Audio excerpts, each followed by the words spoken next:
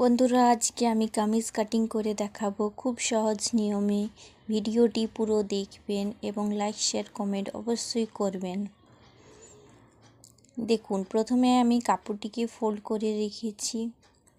তারপর এরকমভাবে আমি পুটের মাপ নেব। যার যেমন সেই হিসাবে আপনি কাপড়ের লম্বাটি নিয়ে নেবেন। তারপরে আপনি এখানে পুটের মাপ নেবেন। পুটের যত মাপ তার থেকে আমাকে অর্ধেক নিতে হবে। যেমন 15 হাফ 7.5 ওইরকমভাবে পুটের মাপ নিতে হবে। তারপর আমরা মোহরার মাপটি নেব।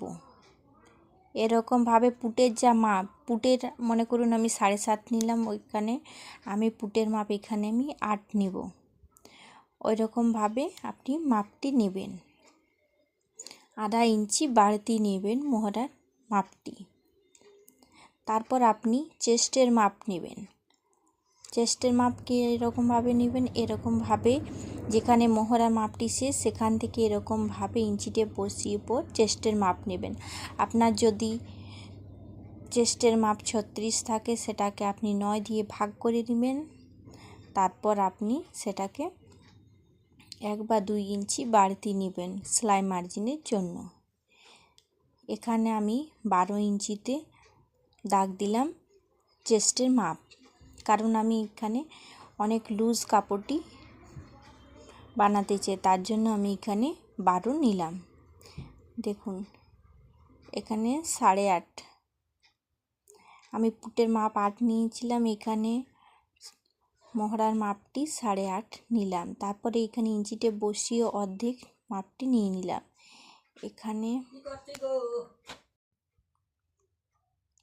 এখানে সামনা গলার জন্য আমাকে এখানে গলায়ের মাপ 1 ইঞ্চিতে দিতে হবে। এরকমভাবে আপনি গলায়ের শেপটি দিয়ে দেবেন সামনা পার্টের জন্য, আর পিছন পার্টের জন্য 1.5 ইঞ্চিতে গলায়ের শেপটি দেবেন।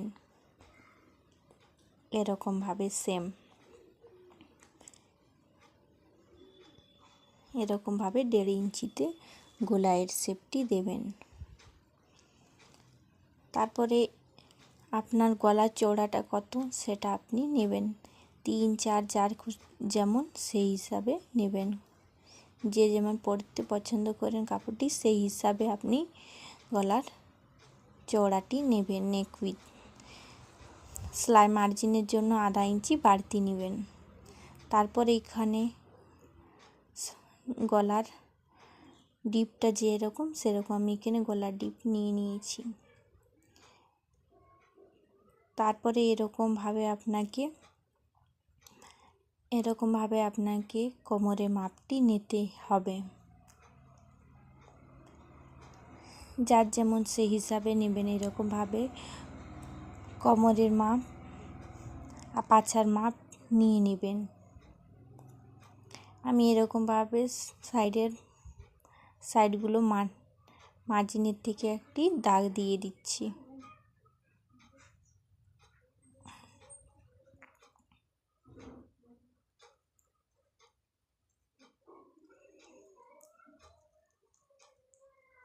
এটা একদম সিম্পল কামিজ কাটিংয়ের ভিডিও।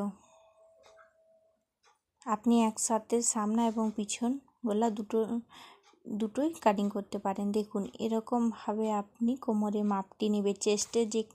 চেস্টের নিচে কোমরের মাপ হয় এরকমভাবে।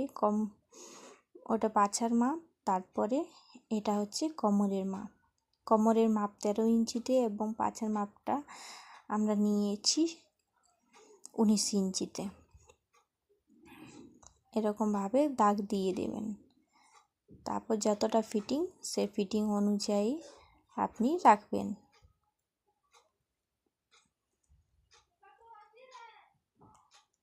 তারপরে এরকমভাবে আধা ইঞ্চিতে আপনি শোল্ডার ডাউন করে নেবেন। এরকমভাবে যেমনভাবে দেখালাম সেই হিসাবে আপনি শোল্ডার ডাউন করে নেবেন।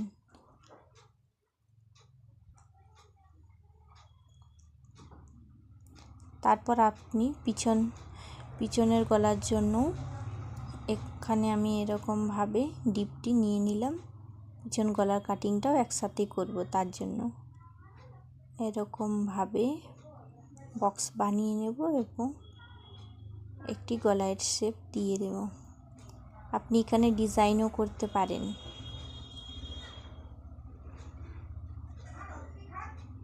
তারপর আপনি কাটিং করে নেবেন। দেখুন আমি আস্তে আস্তে করে কাটিং করে নিচ্ছি।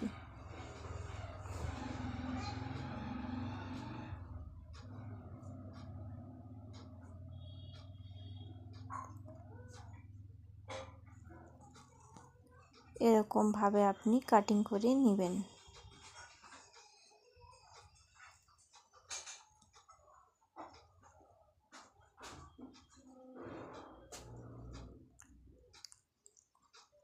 বন্ধুরা, চ্যানেলটি অবশ্যই সাবস্ক্রাইব করবেন এবং আমার ফেসবুক পেজটি ফলো করবেন।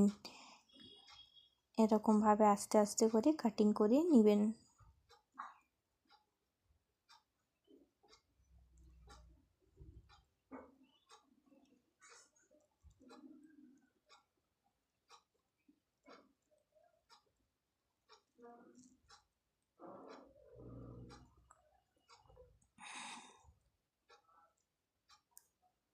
এরকমভাবে প্রথমে পিছন গলাটি কাটিং করবেন, তারপরে সামনা গলাটি কাটিং করে নেবেন।